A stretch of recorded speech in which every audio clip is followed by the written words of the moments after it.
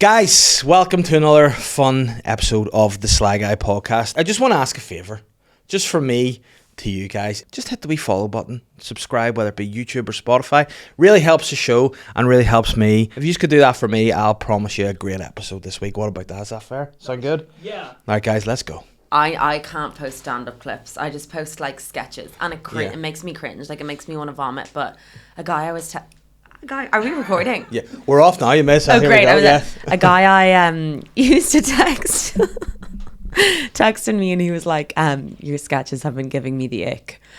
Oh no.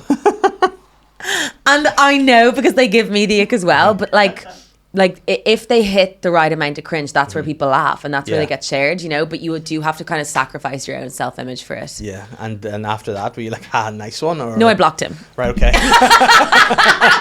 No one tells me I'm shit. Only I can do that. No, listen, I'm very self-aware. Blocked, have some of that. That's good. Yeah. No, fuck him. It's like, I'm open to feedback as long as it's good feedback. Yeah, that's what you could have gone back with that. So, gives me the ick, negative feedback. So, yeah. I'm like, you go and fucking try and, post yourself doing different accents. Yeah, I know. Like, that is the worst. Like, if you put, and then people, like, it'll always be the one, someone say something negative about you, and you go like, I suppose they're right a wee bit. Like, sometimes when you're putting stuff up, you're like, I know it's a wee bit ick, like. But, I know. Yeah. I know. And sometimes it's, I could sometimes sit down and be like, wait, I have a genius idea. Mm-hmm. I have a genius idea, and I go onto YouTube and I learn a Scottish accent for about 3 hours, and I'm writing out the script and I post it 200 views. And then sometimes I'm just out with my friends and I post the most simple, stupidest thing, but because it's more accessible and it's like easier. Yeah. And people can just share it around. And I'm like, is that really the fucking one that had to go viral? It's not exactly Sharon Horgan level writing, is it? Yeah. But anyway. But that is the thing too. Sometimes I think, like, I had an epiphany with stuff that it was like, it's not the person doing it, it's the audience. So you can try to guess what you want people to like, but it'll just be the most random thing. You go, all right, that's... Do you know do you get that when you're on stage and you just say something randomly and then people laugh? And you're like, I did not mean for that to get a laugh. I was just commenting on something. Yeah. But sometimes I'm like, what's wrong with me? Because I can't figure out what's funny in that. Yeah. Which we should know, really, as comedians. We should be able to know that. We should. And then when we don't, we're like, oh no, what? So that's why now I record everything on my phone. And again, to listen back, if something happens, I'm like, that's the funnier. I know, you're right. Funnier I do need bit. to start listening to the clips. But then it's that thing where you're sitting listening to it and you're going, oh no, what have I? Like, that thing, the meme of whatever, it's Hitler. And he's in the bunker and he's taking his things off and he's like, oh, that's me watching anything I do back. I'm like, oh no, why have I done that? Why have I said that? Me too. And I'm also, I'm different on stage. Like, I'm this very cocky, kind of bitchy character that's super confident. So nothing like what I am in real life. And I'm just like, that's so mean whenever I go into the audience. Like, I always end up picking on a few boyfriends, a few lads. And I'm like, you fucking bitch. Like, that is really nasty. But people laugh. So I do have to... But then do they ever, like, when you say something to them, they take it really thick and it's like, oh, it's a bit awkward then after that? Or are they usually okay? No. I've, thank God, never had that. But when I was in Wexford like 2 weeks ago, I was like, hey, Baldy in the back. And he was like this. Who? Who? And I was like, fucking hell, like, the light is bouncing off your head. I know it's you. And then I was like, that's not very nice because, like, you can't control hair loss. But correct, anyway, you can, Rachel. You cannot. You can't. But he came up to me after the show and he was like, were you talking to me? Because I'm not bald. And I was like, okay. And he was completely bald. But anyway. But then, like, there comes a time, though, in the life where you believe you're bald, you think it's going, and then you're like, nah. Fair. And then you realise, oh no, fully, I'm bald, like, and it's all, and like, I was okay because I'm quite tall, so when people couldn't see it, but then if I were like tie my shoelace or something, they're like, oh fuck me, what is this? Why is this guy? And then here we are now. I had to embrace the baldness, and I've never been happier. You have to.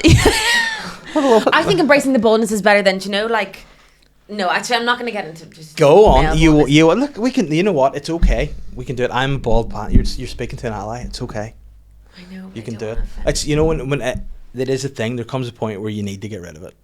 There does, or it's like, they're starting to put mascara in or something, or whatever. The tattoo that's the cleanest hairline you've ever seen. Because this is the thing now. Whenever you're losing your hair, right, you look at options and you think, because at the time you're like, the going bald could be awful.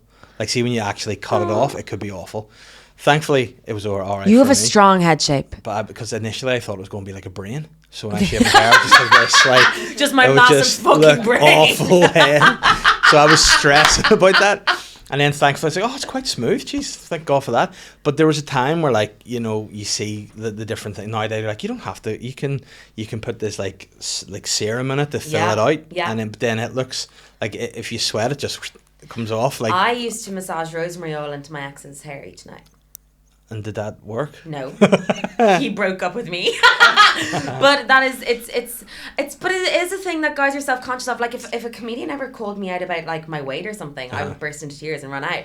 So sometimes I have to remember that men have feelings. Yeah, but then also it's fun too.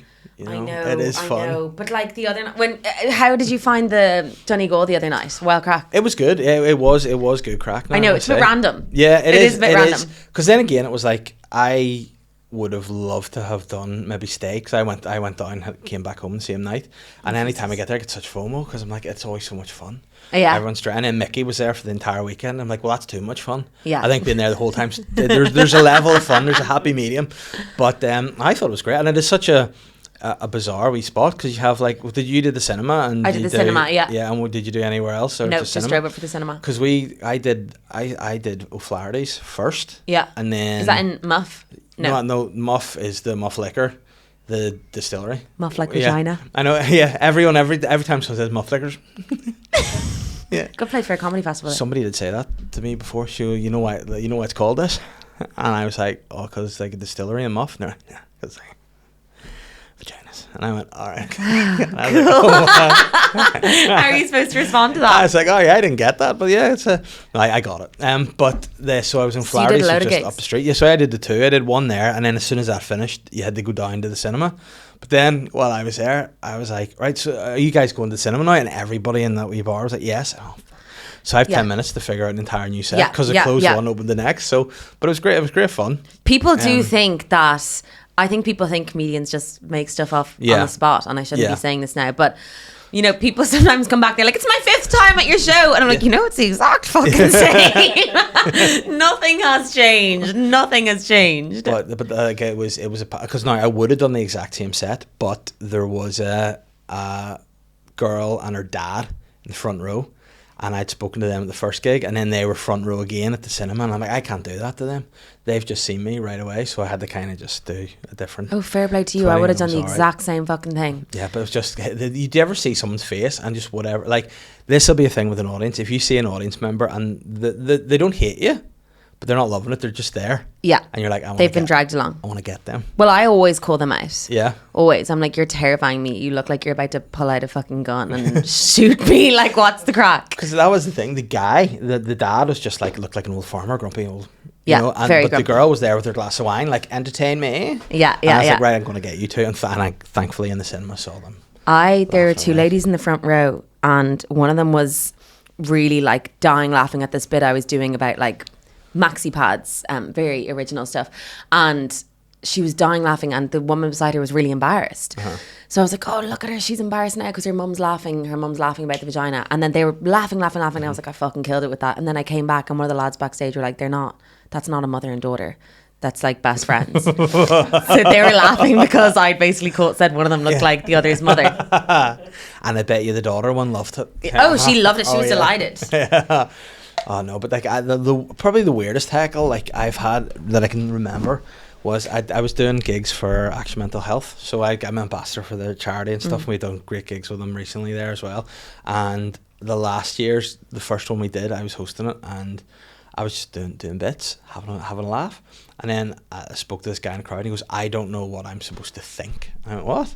And he was like, I'm here. He was like, what's your message? What is your message? And I was like, my message? Like, I think the guy thought this was like a talk on mental health. You know? I was like, I don't think that if this is why you're here, it's like, what is your message? I was like, have a laugh, mate. And he's like, oh, about mental health. I'm like, well, no, not directly, but you know, we're trying to. What is your message? And I don't know. I remember in that moment, my brain just breaking down. I was like, what is my message? And it was, but yeah, he just sat there like a big grouch, and it was. Because he wanted a message. Oh, bless him. just interrupting the podcast to tell you that we've got Patreon. So if you think this isn't enough and you just want more, you want more juiciness, oh daddy, give me your orange, squeeze the juice out of it, you get that at patreon.com. You get the extra Sly Guy podcast, which is a podcast that's just me answering your questions once a week. Also, you get the Slyer Guy podcast, which is the continuation of the main episodes where we ask the questions that we wouldn't actually ask behind the paywall. Now, we had a bit of an issue last week because we had to cut so much out of it because it actually got so wild, but the majority of the wildness is still there, and it's only on Patreon. So if you want to ask me questions for the episodes, Patreon. You want to see vlogs, Patreon. You want stand-ups, Patreon. You want early access to anything and tickets and all, patreon.com/Sly Guy podcast. Don't be a fucking loser and subscribe for now for as little as £2, which in today's market is cheap for Patreon. It's also cheap for anything. You can't even buy a wee packet of Crippies anymore for £2. Like, what the fuck? Get over there now. Guys, a lot of you seem to know this, but I'm going on tour from the end of August until October with my show Obsessed, and I'm going everywhere. Everywhere you can think of, I'm going. Let's think of somewhere. Cushion-Dun, correct. Going there. Let's think of somewhere. Portaferry, correct. I'm going to Newcastle, Portrush, Edinburgh, Glasgow, London, Liverpool, Dublin, Swansea, Portaferry, Monaghan, Omagh, Belfast, Cushion-Dun, and Derry/London Derry, if you complain about stuff like that. And you know what? If you're in London, I'm going to be there on the 1st of June as well, playing Top Secret Comedy Club. So if you're in London, you listen to this on Sunday or Monday, get yourself down to Top Secret and I'll see you there. Tickets for my Obsessed tour are on sale now. Find the link in the description of the podcast at daveelliotcomedy.com. Buh. There's nothing worse than when a comedy gig has been falsely advertised. Yeah. Like I did this gig a few months ago in like, you know, one of the private members clubs in London, those kind of things. Stop. They pay all right. Okay, I don't know comment. Oh. But at the same time, there was a sex talk in the same building.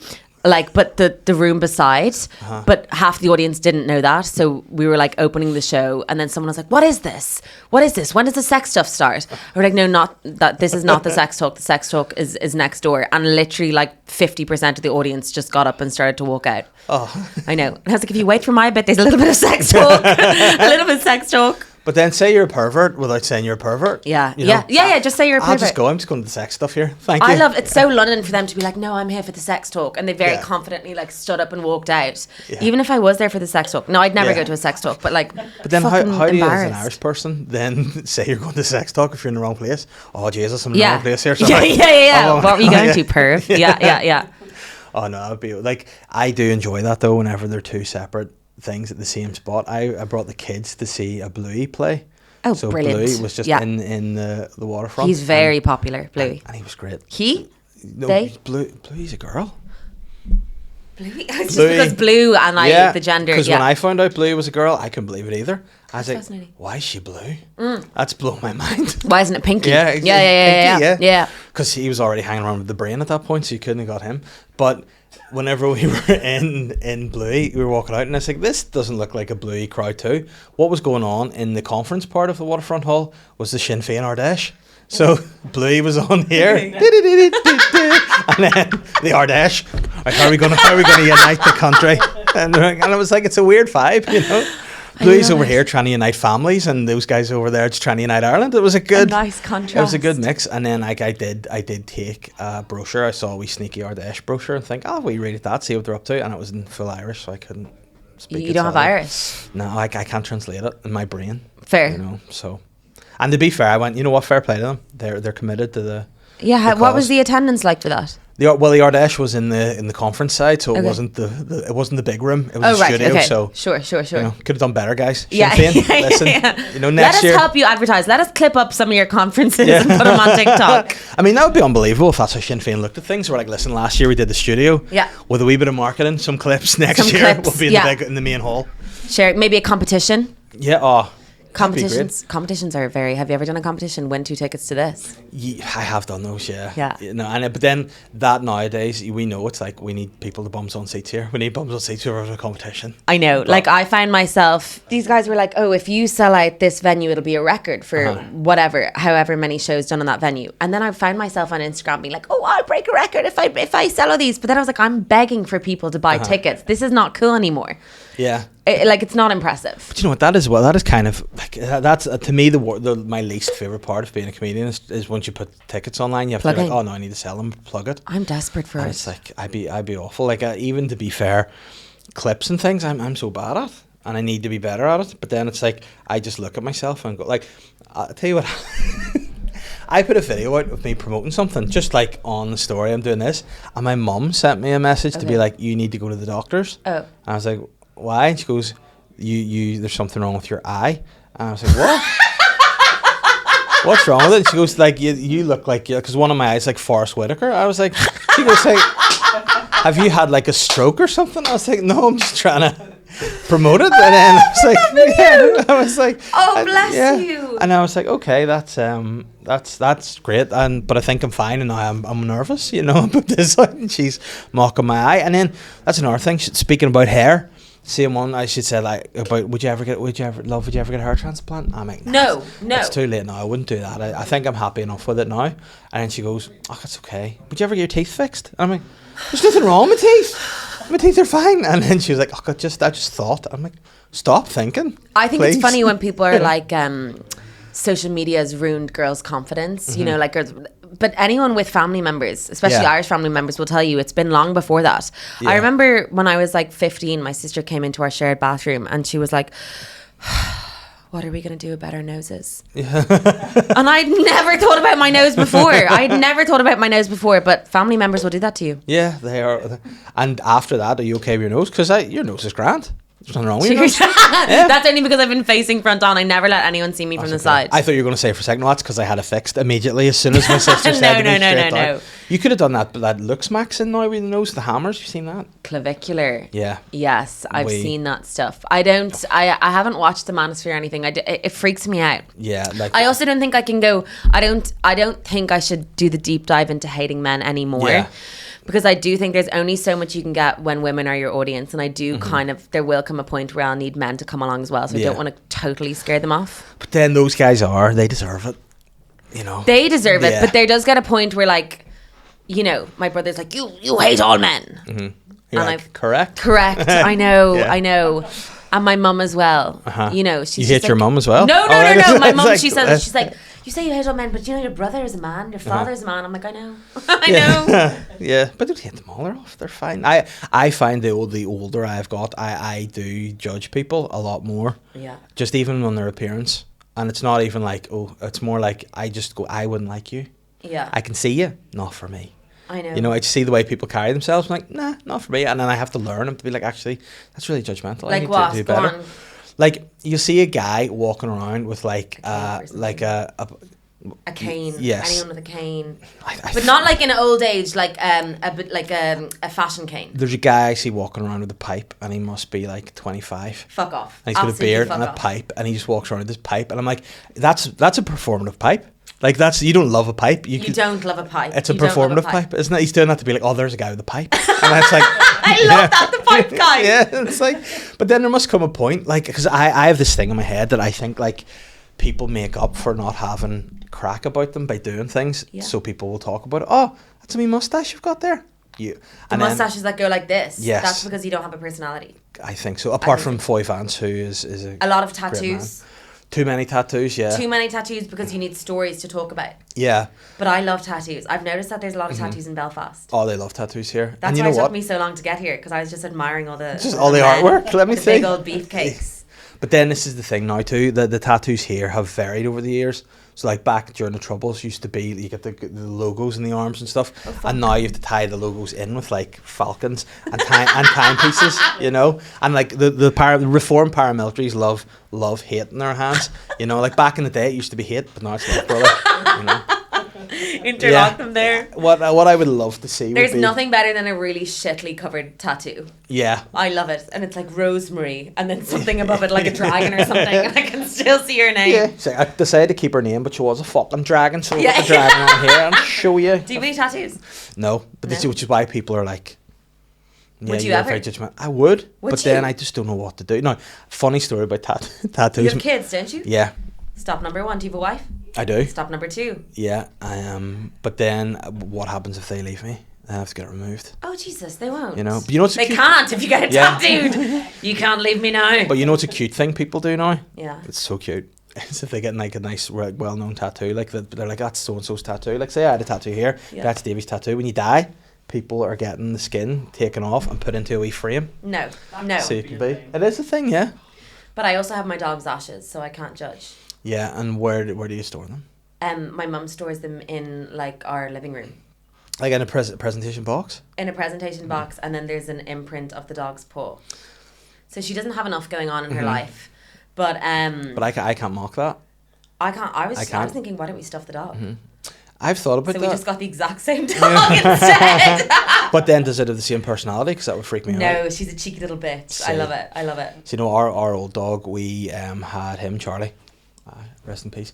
We had him cremated, and then we like flare cremated him. You know, like when you put them in the wee tube and you pour it out, and it looks like a flare down in the ocean. Sorry, what? Like you get these wee tubes now with their ashes in it, and it's like almost just like a cardboard tube, and you rip the top off it and you can pour them out. But we poured it in the sea, and the wind just took them off into the ocean. Like, back into your mouth. It's like, and which as an asthmatic, it's terrible. But Charlie's up my nose.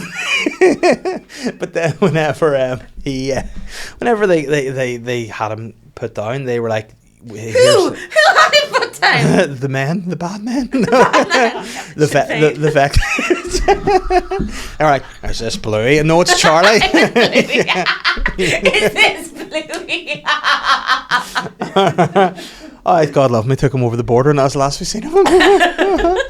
But no, they gave us like this little potion, like bottle with his hair in it. And it's just, so we've this thing, drink this now, yeah. We've this little thing of just Charlie's grey and white hair, his collar, and a wee paw print in a frame in our living room, and it's love him. I love a dog because I'm very lonely. Yeah. I love dog. Oh, you a big dog person? No, I'm lonely. I'm lonely. Do you know the way people are like? I was thinking about this the other day. The way people are like very passionate about cat people versus dog people, and dog people are like, but dogs give you unconditional love. Like, why do you need that? Yeah. Why do you need that from an animal? Do you know what I mean? Yeah. Because you don't have enough going on in your life. I need it. I need a dog in my life. Yeah. No, dogs are the best though. Yeah. But then I feel like I think, but you're right though. Certain people couldn't cope with a cat. Like if you came home, say, from a gig and there's a wee dog there, you're like, oh, a wee hug, nice. But if you came home with a cat, you're like, come here, Pawsy. And they were like, hurt my feelings. A cat would hurt my feelings. The avoidance stuff, like I can't deal with that. No. And then you'd think you're getting a wee hug and you just yeah. Couldn't cope. They're fucking arseholes, I think. And then I saw one mushed in the road the other day and I was like, I can't. And I also wonder about like, why do people always say like it's only cats and dogs? What about like a sugar glider? What about a small monkey? What about like, not so much a bearded dragon, I would like to like cuddle something. But I do think it's cool when you go to someone's house and they're like, do you want to see my snake? Yeah. Not the one in my pants. Yeah. I mean, that would be, you feel, imagine how nice that would be for like, do you want to see my snake? You're like, yeah, not and it again. was a genuine snake. You're like, oh well, you're salt of the earth. Yeah, well, it depends what mood you're in, of course. But then I got sad once because I was talking about kimono dragons, and people are like, it's not a kimono dragon. Komodo. It's a Komodo. And I was like, oh, right, so what if I... A geisha dragon with a wing. I was like, yeah, a Komodo dragon's something entirely. A Komodo dragon's like a bitch. What? But I was like, yeah, really embarrassed about that, so I can never have a Komodo dragon now. No, probably not. No. But I had the kids in Oh, yeah, what do the kids want? Do you have a dog at the I've moment? got a dog, yeah. Okay. I've got a golden retriever, Vinny, and he's great. He's great. Big slobber, like. Anytime he comes near you, you have to change because he just slobbers and hairs over you. But he's the sweetest guy. Does he sniff people's fannies when they walk in the door? He'll just rub himself. Like he's like that. He doesn't really sniff. He just comes up and rubs himself, and he's like, "Oh, strawberry," you know. And like he's the closest thing to an idiot. He's the biggest idiot I've ever met in my life. But he's so loving. But he's gross, and he won't sniff. He just hits his head off, and then hits his tail off everything. You're like, would you chill out, please? But no, like, we have a fish as well called Gaspard. Gaspard? Yeah, Gaspard. Should I know what that is? It's just a nice French name, yeah. Sure. I took the kids to pets at home, and they were really now want guinea pigs, but you can't buy one guinea pig because then the guinea pigs get lonely. Like that's too needy. If you can't have one living by itself, and we've no space. And why do they want guinea pigs? because they're sweet looking apparently. And Yeah. then my kids will. What happens with animals in my house is the kids want them, we get them, and then I have to care for them. You know. Yeah. So I have to feed them and walk them and take them to the vets and. But do guinea pigs have anything about them? Well, do you guinea pig girl? No. I thought he's like, let me speak, let me cook. Actually, I actually have something to say about guinea pigs. I disagree. I think they're useless. I think they're just little lumps. Yeah. And when they need two, you're like, how emotionally unstable do you have to be as a creature that you can't just be by yourself? I know. And gerbils are a bit more crack, aren't they? Because they Yeah. can kind of zoom around their little cage or Then whatever. they're small though, and if they get out, you can't. You Yeah, know? there was always the girl in the class who had the gerbil that died behind Yeah. the washing machine. Always. Yeah, and then her gerbil died when she went too.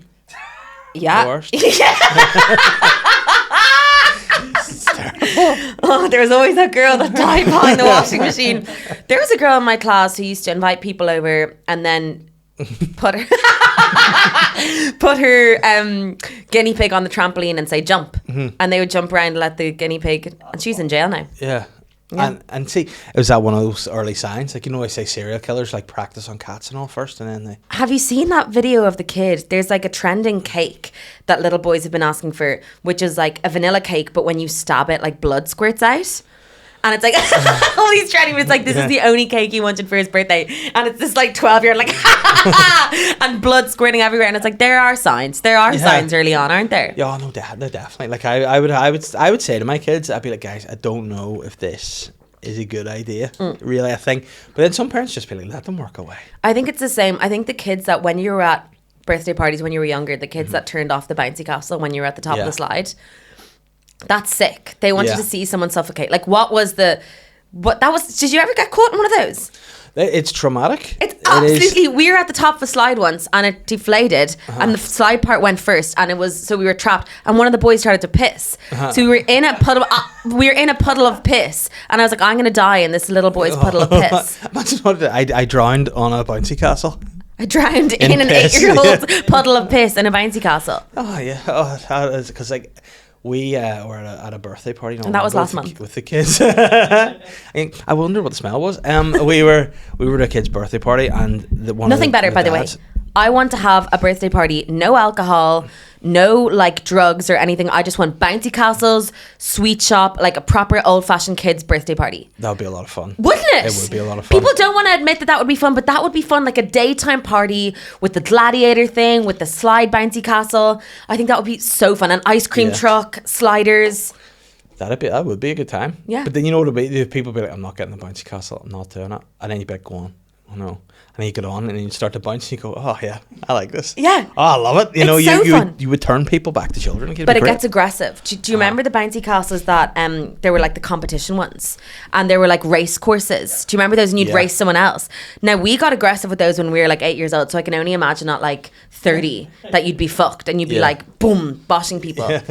Oh, definitely. And Yeah. there'd be teeth and all. Teeth missing, backs would be gone. But there's something about a bouncy castle, because I get worried about bouncy castles, because the bouncy castles at the kids' parties are there. They bounce, whatever. They go and have all the food, all the cake, all the burgers, all the sausage rolls, all the fizzy drink, and then go back and bounce. And then there's never been boke. And I'm expecting there to be boke. Now, other parents out there, anyone who's been to kids' parties, let me know if there's been bokes in a bouncy castle, because to me that would be... You're actually dead right. Yeah. But I knew a few kids that would just eat themselves silly and then vomit. Yeah. Yeah. I've not seen any I know boke some yet. people. Yeah. No. I was going to say, I did that as an adult. Yeah. Kids just eating out of the trash. But there was a party we were at where one of the dads was like, right guys, the food's ready, and the kids were still bouncing. And then he went around the back and unplugged it. So he must have been just a grown-up version of that. What in the sweet fucking murder it was is so happening? funny 'cause- That's a Netflix documentary soon. But he was standing going, as all the kids were like, it was like climb out like in a tsunami. And then mothers were like, no. No, yeah, that's not funny. It's always the dads that take it too far. But then No he was like, offense. you know what? He was like, I told him the dinner was ready and I've paid for it. So, and What was the dinner? It was sausage rolls and nuggets, chips, Okay, fine. on the table. But to be fair, it was quite funny. I looked right in this kid's eyes and I did laugh, because he was like swimming out of the boat, like, no, and I was like, that is hilarious, you know, that is funny. He was a wee jerk, and I was like, it's good to see you. Yeah, arsehole. I Suffocate. just pulled it over the top of him by put him in his You misery. deserve this. Yeah, but it is bad. There are kids out there that I do dislike. that I do look at them and be like, oh, not for me. So when you head off to London, do your kids go with you for the gigs? No. No, they're staying here. That's nice. Yeah. And so no, my sister lives just outside of London, so I'm gonna go over and stay with her. very handy. Yeah, but I haven't availed of that too much, you see. So I'm making it my I do. I'm gonna make it my goal now to like go over and do gigs much more and just get out and see the big bad world. But I don't know whether it's an Irish thing or a Northern Irish thing or what, but anytime I leave I feel like Kevin McAllister in Home Alone 2, you know, he goes to New York. I just go to London, I'm like, oh my goodness, this is too big for me. It is massive. I mean, I feel like that when I go into Central and stuff, but you have to break it up into little pockets. You have to find your little circle in your area. But then that's because I'm not like, you live in London, don't you? I live in London. Yeah, so I've never done a gig in Ireland. No? How weird is that? Like I've only ever gigged in London, and then I do my shows in Ireland. But I need to just block out a few months to come back and do some gigs here. Here's great now for gigs. Is it? It is good. There's loads on at the minute. I just don't know where to message or where to ask or. We'll sort you out. Is Belfast good for gigs? Belfast is good, yeah. I might just pop up for a few days, or maybe I'll like pop around. Maybe I just pop around the country gigging. Yeah, no, there's gigs all over the place. Is there? Yeah, it's good because that's the thing. Like we're like full time at it, and it's all from the gigs that. And I love here, Belfast. So. There's so many more coffee shops I need to try.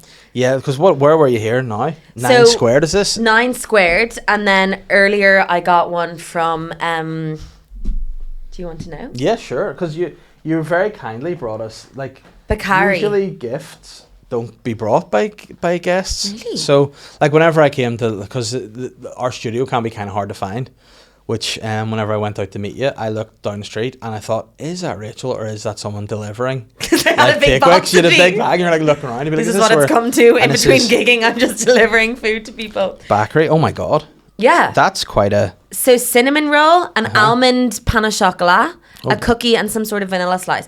You know when you ask, oh, what's good here? And then you regret asking because they pointed the shittest looking thing. Yeah. And you're like, oh, wow, okay, thanks a million. But then... That's not, obviously, Bakari, you're great. No, but then you can get the opposite too. If you're like, you ask what's good and you're like, don't you know?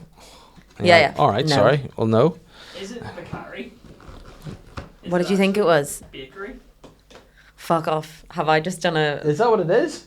Bakari. It's Bakar. And then the accent.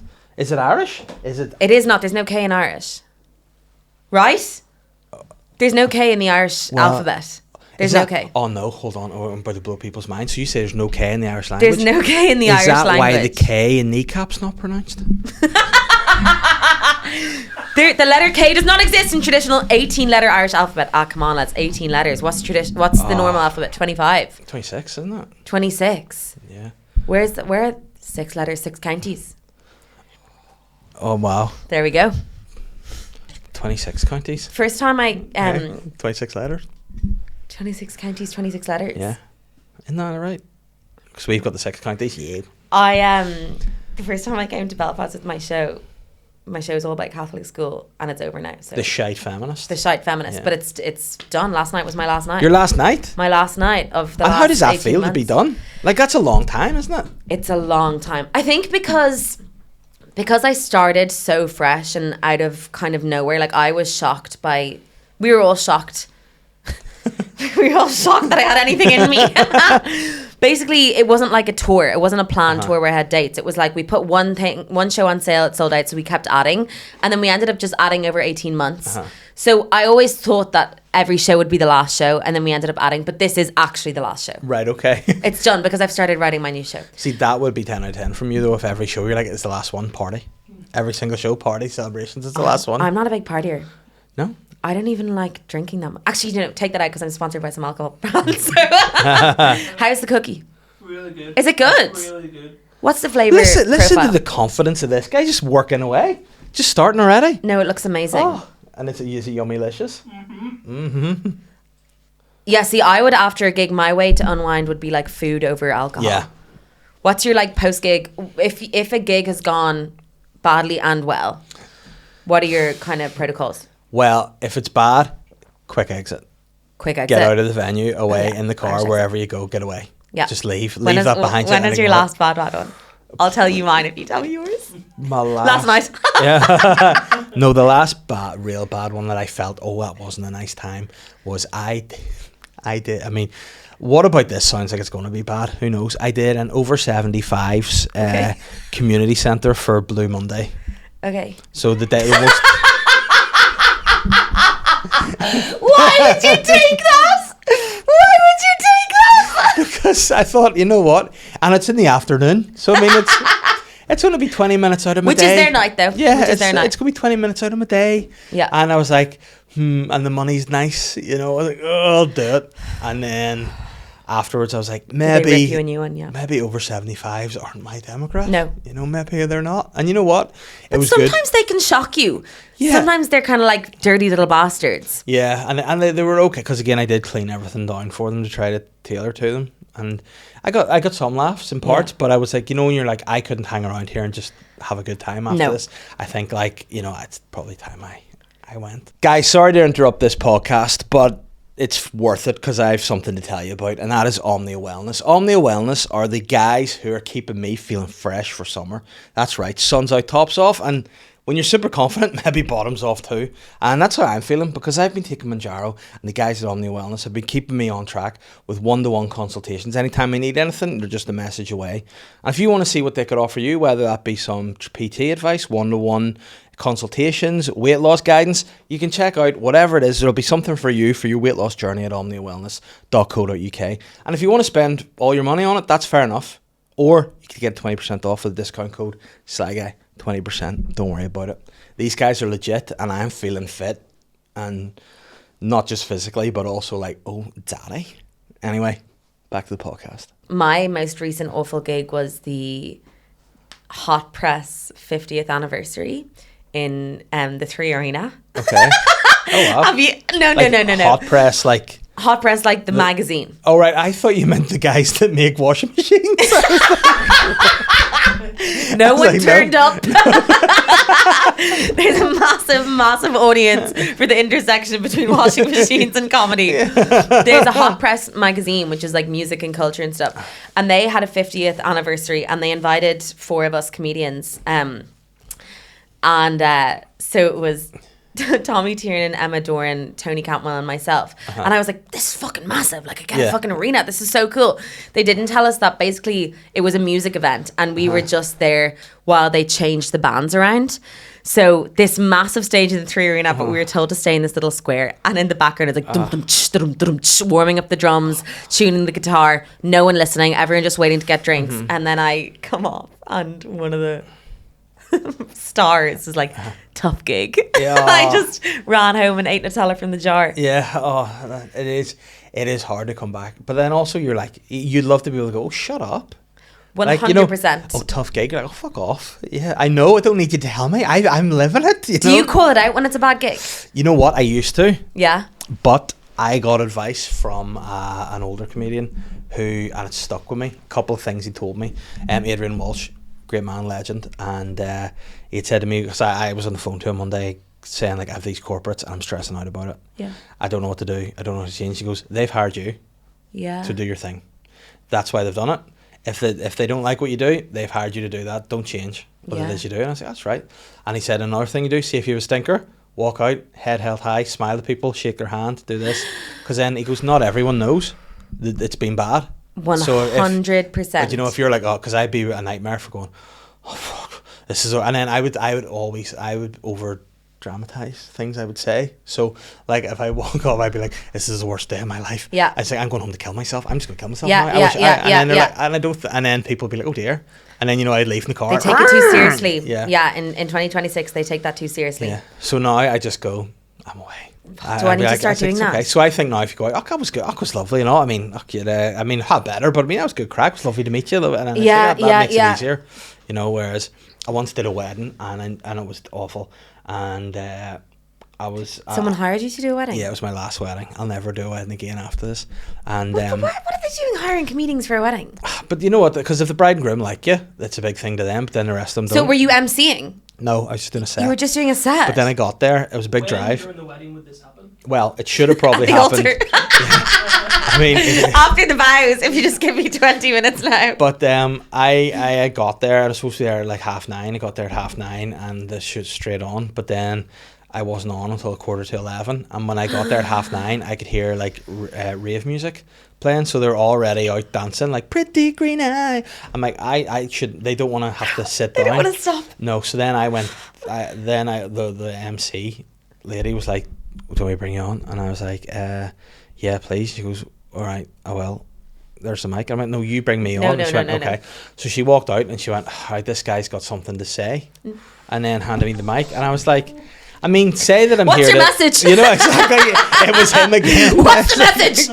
So then it was okay, but then obviously when you're having a joke, you're slagging the wedding, and a lot of my stuff would be about how being married's shit, no, Yeah, and yeah. I don't mean it, but then I'm like, oh no, it's over now, and then they're like, Okay. and then everyone's just, I was like, it's just awful, and I left and was getting paid. It was the bride's dad was paying me, and he's counting the money out individually, and then he goes, seems a bit much, this, doesn't it? Yeah, it does seem a bit much, but yeah, it is what it was agreed, and I did what I was supposed to do, and now I'm going to drive my car into the sea. Yeah. Thank you. Yeah, so Now I'm going to take a bottle of wine and head out back. and it was, so that was tough, but I think now, like, and again, you know, that's the humbling thing about doing stand up, is you can be on a great run of things and think life is brilliant and you're unstoppable. It takes one gig and you go, I'm humbled again. But it's interesting because people would be like, would you not just stop after one bad one? But after the bad ones, I'm like, no, I need to prove myself that I can be much better. Yeah. I need the best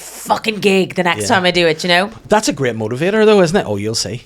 Oh, you'll see. You'll see. You'll see. It'll be a little bit less shit next time. But then that is the people that I go, I don't know, sometimes I go, I don't know why you're doing that. See the people who would do stand up as a hobby, and then they would drink, like they'd have pints after it all the time, and then they never have great gigs, and you're like, why are you putting yourself through this? There's other things. There must be something. It's such a balance though, because sometimes I do gigs and, you know, it's like a lad who's doing it for a good time, and it's like, you know, an unpaid kind of new material night or something, and he comes off and he's on such a buzz and he's like, oh, it's just great crack doing this. And I'm like, that was the shittest audience ever. That response was awful, but he's happy with one or two laughs, or he's like very content with that. And then the other night I was doing a gig in Hammersmith, and this like massive comedian went up, and he's like very, very fucking good. Yeah. And he got a really good response, but obviously obviously not as big as he's used to, because it was quite a posh room, and he was really angry. Yeah. He was really angry about how shit the room was, and it's so funny. Like, so many people would be delighted with that. Yeah, but then it's a weird thing too, because you go, what depends on what your motivation is too, doesn't it? Like, why do you want to do? Like, some people maybe want to do it to be like seen, or be, you know, famous, or be whatever. And I feel the opposite. I think that was one of the earliest things I learned, was stand up's not cool. You know, people look at it and go, they think it's really cool. I'm like, see if you think it's cool. No, it's actually quite, I think if you go to do it, obviously to make people laugh and have a good time, great, but you never can think you're cool doing stand-up. Why do you do it? What's your motivation? To get paid. No, I think, for me, I like to figure it out. Do you know what I mean? Like, I like to, if I have an idea, I like to create, like, I like to make funny things, whether it be like, whether I'm writing something or doing a set, and if I come up with a funny idea, it can either work as stand-up, or you could put it into a sketch, or you could write it in, if you're writing a sitcom or something, you could kind of find a space for it, and I like to figure it out. And you know, if you have an idea and you go, like, if you have a funny idea and you're like, this could be something, it's figuring that out into a bit. I love it. And then when it works, you're like, yes. Do you? And that's great. And how do you figure it out? So, like, from podcasts, does it work, or with talking to friends, or because I find by myself it's a vacuum in there. Like, I need to speak it out. I need to talk about it. That's why I started doing a podcast. It was just me. I did a solo one myself, and it was just to say things out loud, to figure them out.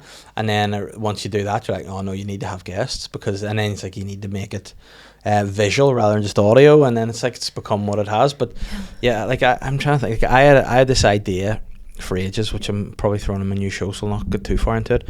But it was just the idea, lollipop men aren't what they used to be. Yeah. You know, because I saw a lollipop man at a lights, and his job was just hitting the button. Yeah. And I was like, lazy shit. That's it. He's just, you know, back in the day, you used to have to put your life on the line with your stick and all that. He's just going. It was a whole character. It would make your morning, wouldn't it? Yeah. And then obviously the allegations happened to the world of lollipop men, and it didn't become what it was. And you know, you can't offer sweets to kids anymore. Oh, so woke. Yeah. And you know, you're trying to figure that out. And I was like, there's something funny in that, and I think I've got it now. I'm like, that's the best part. Yeah. It's figuring it out now. Yeah. And it's like, I figured it. So if you want to see the Lollipop Man, I'm going on tour in August. Come see the bits.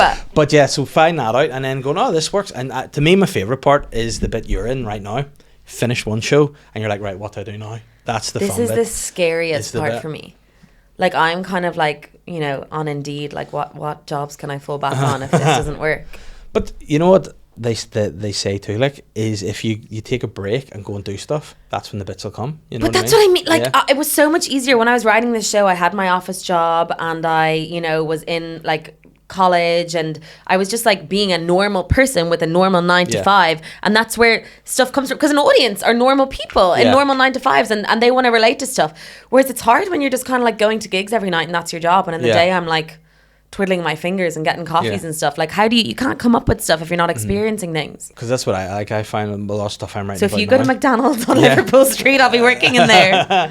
But like the school run for me in the mornings, where I'm getting a lot of stuff at the minute, because it's very Well, very kids stressful. help and partners. I have nobody. Yeah. You've got a dog? No, No. hypothetical dog. My dog Oh. lives in Ireland. I live in London, alone. Sometimes I like go on dates just to like connect with people. That's the thing. No, I worry about the thought of dating now, because it's scary. I bet you like there's nothing worse than being on an awkward first date. Sir, are you married? Yes. So you don't need to worry about dating. No, but then I think. But, I wasn't Yeah. sure what the dynamic was but here. no, that's my fear. Like, because I think, oh no, if I ever get dumped, or if something happens to her, or I end up single again, I'd be like, I just wouldn't. I'd just go and live in a woods or something, because I couldn't date again. It'd be terrible. It's really awful, and it's not. Well, for lads, it's attractive to be a comedian. It's not for women. It's like, you shut up and sit down. You know. Yeah, no, but then even at that too, like, I think there comes a point too when, like I said, comedians, it's not cool. You know, you get the point, like, if you're an older single male comedian, it's just the people would go like, oh, he's Yeah. a problem. You Yeah, know, this yeah, guy. yeah. And I mean, a lot of the guys have been, so Yeah. you know, it's a weird thing to me, because like I remember, like, I was on a date once, and it was just, you know straight away, you know if it's going to be a nice time, or you're like, it's And going to be awkward. will you do the polite thing of still staying for a few drinks? Yeah. Will you? Yeah, because actually this bad date I went on, we did crazy golf, and Okay, so that's number one why it was bad. yeah, that was not good. And then afterwards we were going for a coffee, so like I was like, Fucking hell, crazy golf and a coffee. Yeah. I'm dry. yeah, I was like, and it was not a good time. And then even during the coffee, it was like we're just sitting in this like coffee shop, like. So, and I was like, oh, I mean, and I think at one point during it, I think I looked outside, went, I think the weather's going to break. No. And then whenever I said it, I went, that's the That's worst it. thing That's the I've ever passion said. gone. But the good thing about it was, right, so after that, we never spoke again, and we just realised that wasn't to be, and I wish you well, and whatever. Then for work, about a year later, I ended up at a stall beside this person. She was working for one company, I was working for another, and we were just there, and I was like, actually less awkward than the date, to be fair, but it was just like, oh no, the worst. But I think the more of those dates you go on, the less awkward it becomes. Like, I think, you know, this saying that like embarrassment is an underexplored emotion. It's really important to put ourselves in uncomfortable positions. Yeah. Everything in our life now is for comfort. Yeah, but then I guess we get on stage and Yeah. that's uncomfortable. But like, But I just think, like, as well with dating nowadays, I wonder how many people have missed the one, quote unquote, by just thinking the grass is greener. You know, they go on a date and they're like, actually that didn't work, swipe. well, I don't believe in the one. No. No, I don't believe in the one. I No. believe in like compatibility and you're well suited to each other. And the way I'm not a romantic. I'm like, this is going to Yeah. work. We have similar ideas of how many kids we want. But I just think if you have to work at it, don't you? Yeah, you do. I don't know. You have Don't to- you? no, I'm single. You have to You have to wake up every day and decide to choose that person. But then there's sometimes obviously everyone has friends that do things and whatever, and I have some friends that are like talking about stuff, and I'm going like I have one friend in particular who I love, but he's so like he has to always have the last word and everything. I'm like, you can never have the last word. You never win. And then even with my dad and my sister, they are the exact same person, and they argue about stuff, and I'm going like, but one of you just has to just go, it's not worth it. I know, just You let know, it go. And I think if you're going to be the last word person always, you never win. I have a friend who, she's a dear friend, but I don't know if she actually has opinions on anything, but any opinion you have, she will have the opposite. Yeah. So it's like, oh, it's hot outside today. It's not that hot. Yeah. It's like, okay, well, I'm just trying to, or she's like, oh, you know, I'm feeling sick today. Oh, bless you. It's really awful when you're feeling sick. Well, it's not that bad. Sometimes it's good to slow down. It's like, well, Yeah. fucking hell, I can't get anything right. Like, I don't know what I can say now. Yeah. And again, and how are you still friends with her? Yeah. Yeah. No. And do you ever say to her like, do you know how contrary you are, or? do you I'm just really go- bad at confronting people. I'm Yeah. really bad at confronting people. Yeah, I would actually try to spin her and agree with everything she says and see what she said to that. Fair. Maybe I'm the contrarian. Maybe I'm the Wait, one. this is like the end of Shutter Island. You I've never know? seen it. Oh, well, Leonardo DiCaprio, spoiler alert, he's in a mental institution. He's mad. So the whole time he's like, I'm trying to figure out what these guys are doing. And they're like, actually, it's you. And he's like, oh, no. Fuck off. Yeah. It's like, He's done a lot of acting. yeah, oh, yeah. Hasn't he? He has done a lot. Yeah, and he's Like- always intense. What age is he? 50 something? And he started when he was what, 12 or something? Yeah, because he was in Gilbert Grape. Yeah. And then he was, now he's A lot of still- things that like someone couldn't play. Like there's issues now with that, isn't there? About what type of roles you can play. Yeah. But then, you know what? Where do you stand on that?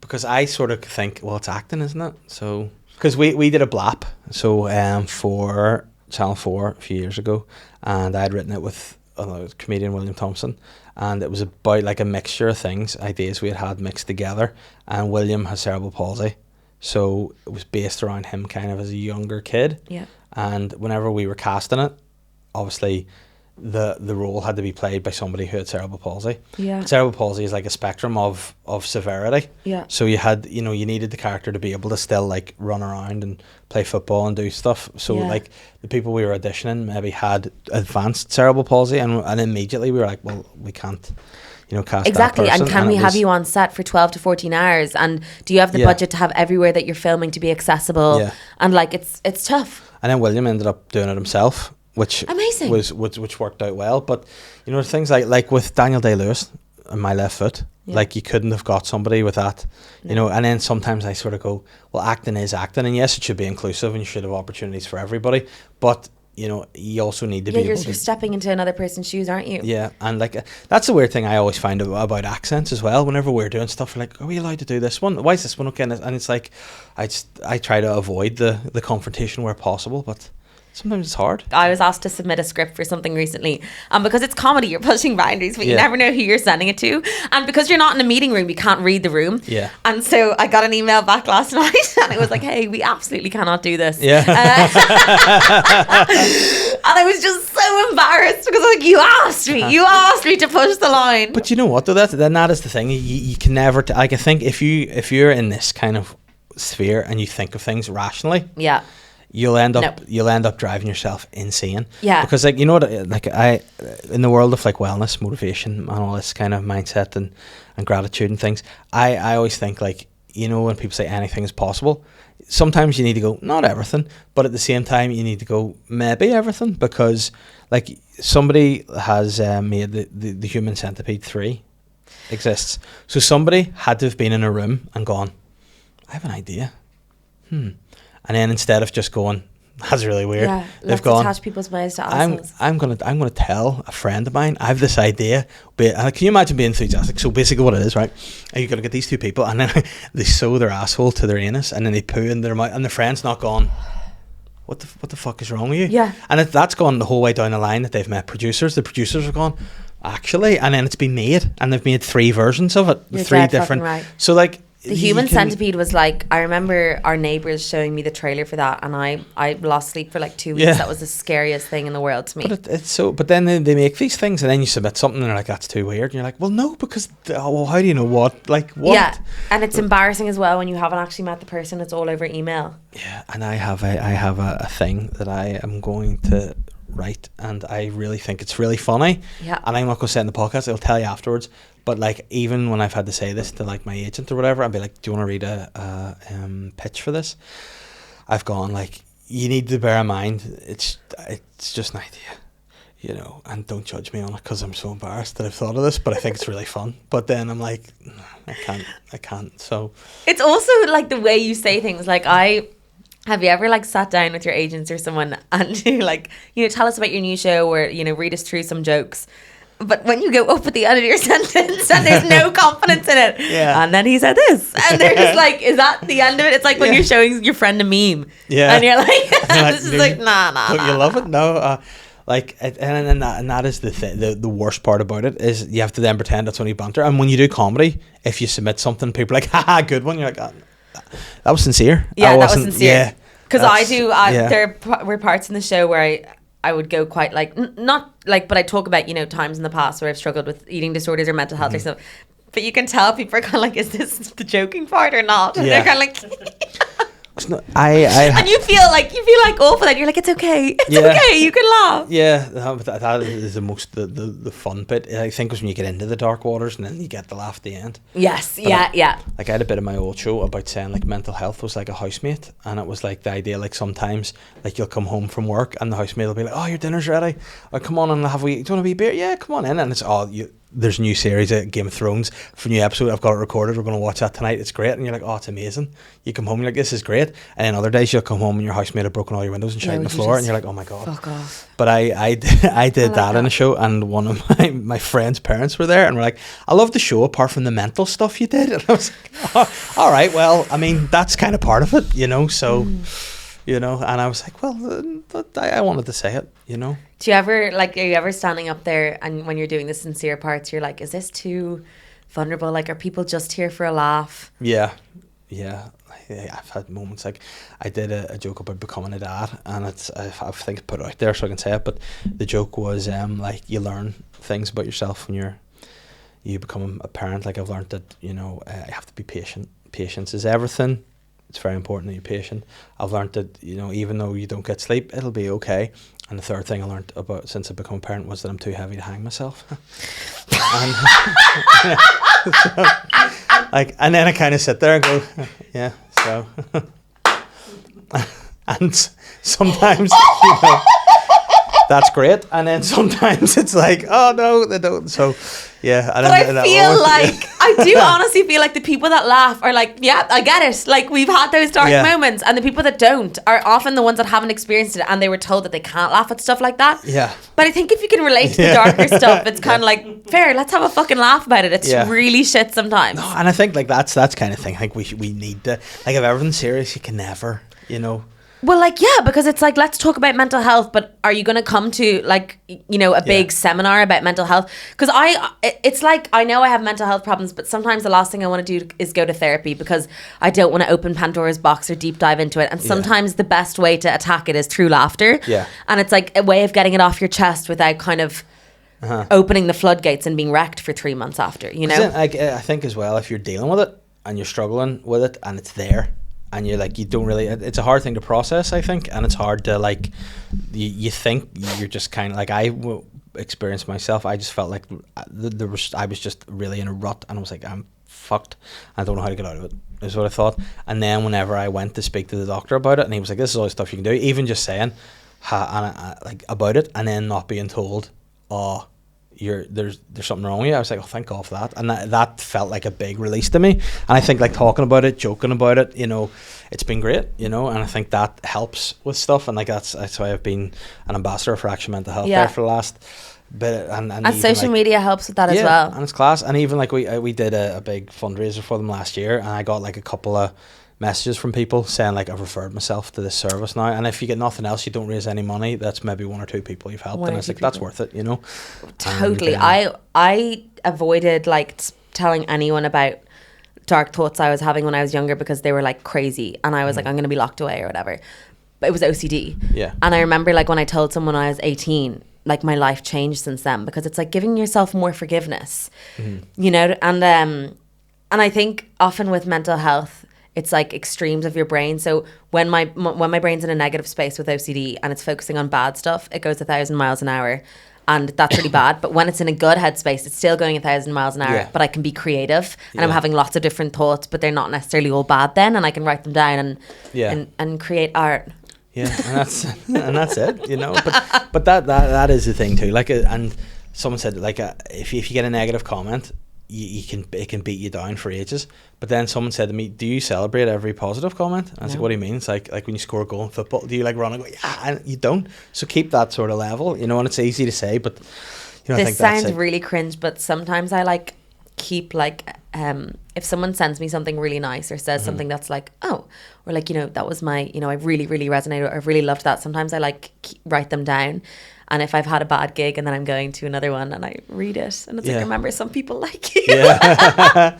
But no, there is that thing. You do think that, like, if you're having a rough gig or a rough like run of gigs or something, you're like, you do the thought is, why am I doing this to myself? Like, it's only me doing this. Yeah. And I'm keeping on. And then it is like sometimes self-harm thing is just like getting up. It's like a humiliation ritual. Like it's really bad. Oh, it is. But then when it's like to like, so with this show you have done, and the best gigs you have done on it, like that feeling afterwards for you is like, is it the best?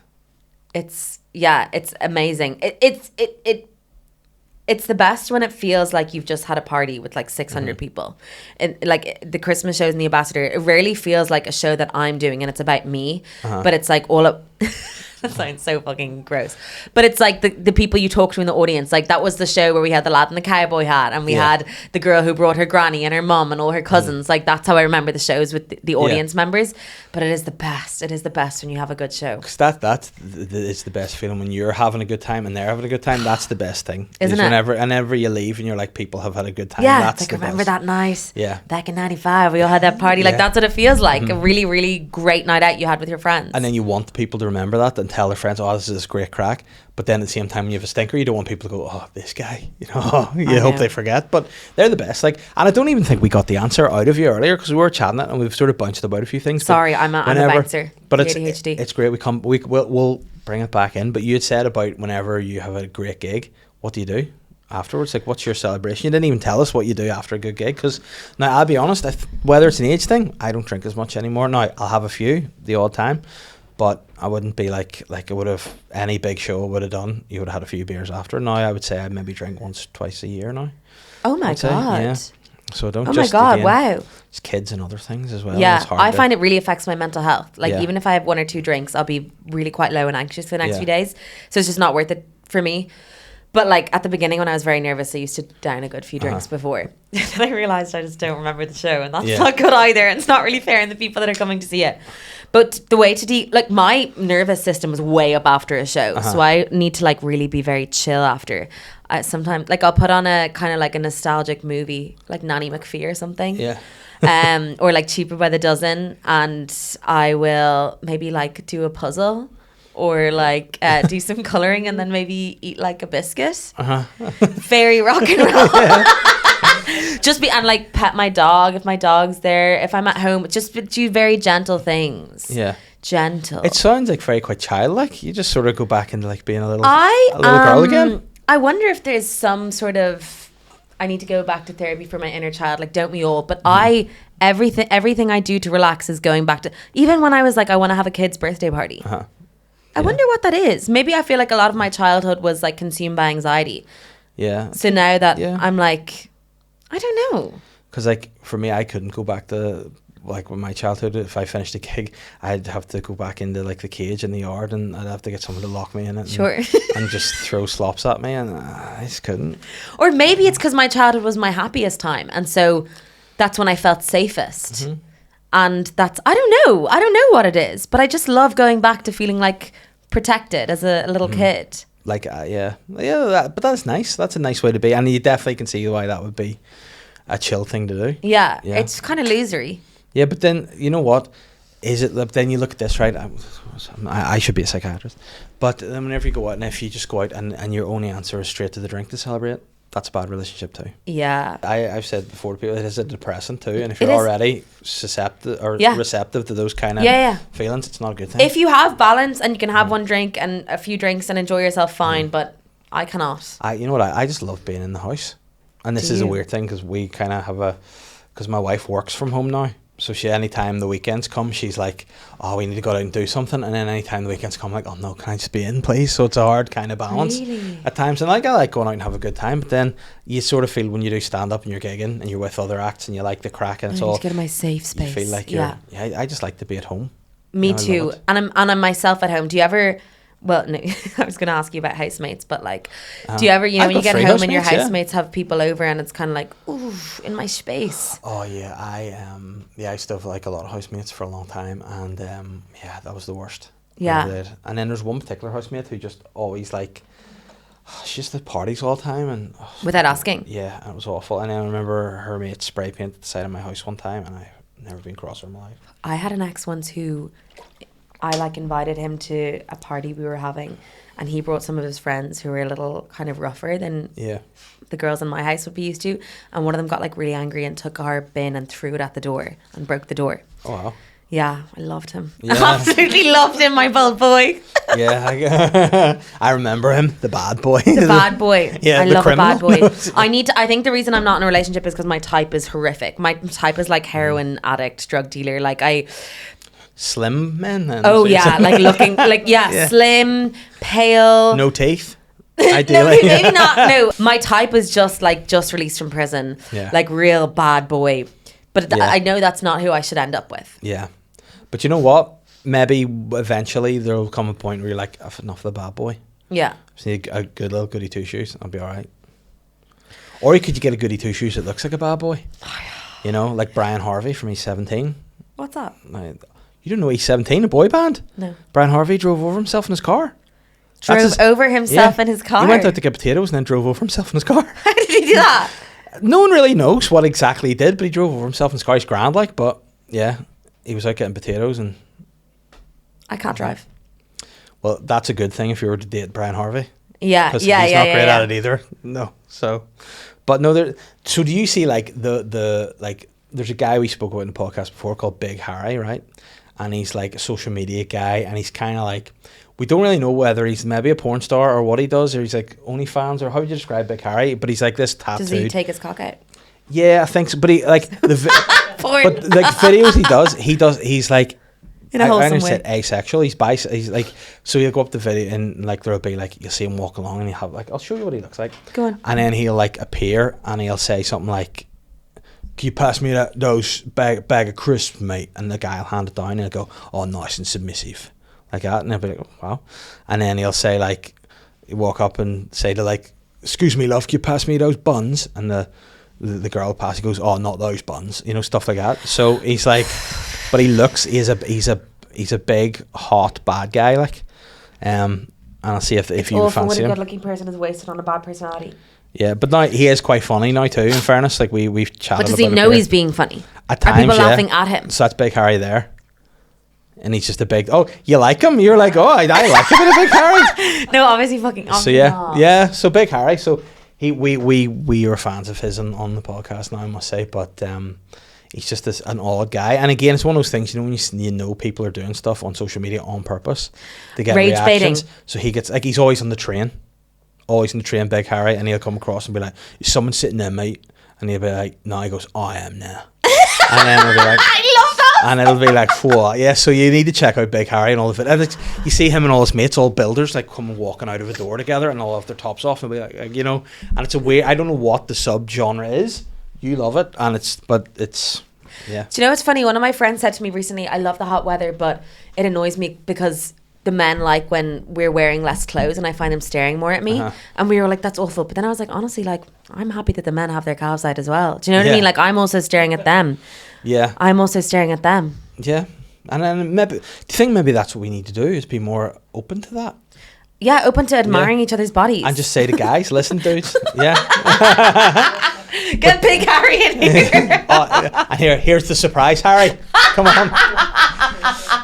But no, I mean, like, it's like that is the thing. I think so, because I think there's definitely like people are a bit more like angry with each other all the time. So I think not even People with this. are so angry, aren't they? We need to be less angry and just not always think there's always a bad motive to things. You know what I mean? I think it's just because we're not busy enough in our lives, because everything is Mm-hmm. so comfortable in our lives now. Like, we don't have to go and fetch water. We don't have to go and pluck our potatoes or whatever. Everything is just instant. And so there's so much space in people's brains to have other thoughts Mm-hmm. and create other problems. I think our brains are not busy enough. So they're like, let's start a fight in the internet with clavicular. You know what I mean? Yeah. But then that guy's hitting his face with a hammer, so you should be able to go, man, Idiot. what are you doing? Yeah. Yeah. I feel sorry for him. Yeah. But then- I've changed my mindset on haters. I often just, if I get like a really nasty comment, I just feel like really sorry for them. I'm like, Yeah. Yeah. But then that does make you feel better too, though, doesn't it? Because you're like, that's not normal that they're doing this. No, nobody I respect would have time to sit down at their TikTok. Do you know what I mean? Yeah. Nobody who I look up to would be like, going to take time out of my Yeah. day to comment on this person's Because like, video. there's stuff you don't like, I'm sure, and there's stuff I don't like. But then I'm just like, I don't But like I'm that. like, it's not I'm in just- my yeah. circle. It's not my tribe, whatever, you know? Yeah. And also, like, if you're happy out, you're happy out. I don't understand people who dislike people who aren't the same with them or who don't like the same things as them. Because it's like, how does it affect you? How people- just scroll by. Yeah, there you go. That's a nice way to wrap the episodes. Just scroll by. That is the message. I don't we know if have. I've been funny enough. Oh, listen, we've think had I've a said great anything. time. It's been a lot of fun, and we've got another half hour over on Patreon now. So if you want to bounce over there, you can see us on over there where we can have the real opinions. And I'm going to tell Rachel what my big plan is for my film.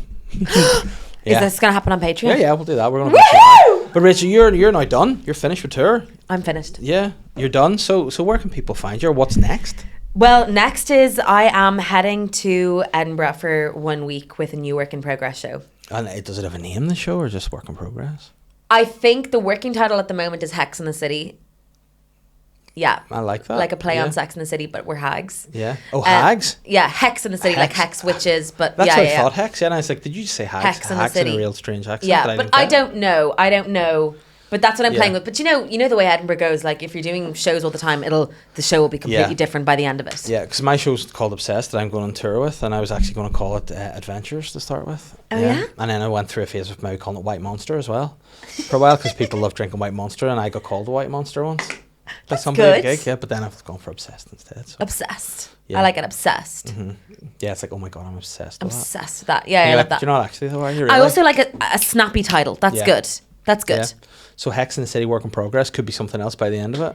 It will be something else. But yeah, I'm doing a few work in progresses around the UK and then in Edinburgh. And then I'm going to disappear for a year and only do gig. Just not on tour. Okay. And then I'm going to go to an island for a year. I'm glad, because if you did disappear, I would be like, oh no. Like, I feel like I knew this, and I should have. You're going to be the last person who spotted me tell you before what, I go missing. That would be an excellent prank, but I wouldn't like it at all. I wouldn't be feeling that at all. Imagine being Not at that all. committed. I love it. And then a year later, be like, ah, Joking. got ya. And you're behind bars for the rest of your life. Can I get out of prison now? No. Oh, Rachel, it has been a pleasure. Thank you so much for coming having on. me. Yes, and we'll put your socials underneath and people can follow. Not that you need to. do Rachel that, I mean, Galvo. all over it. Is that your at? Rachel Galvo. Rachel Galvo. Yeah, it's been a pleasure. Right, to Patreon we go. Woo! Let's get into it.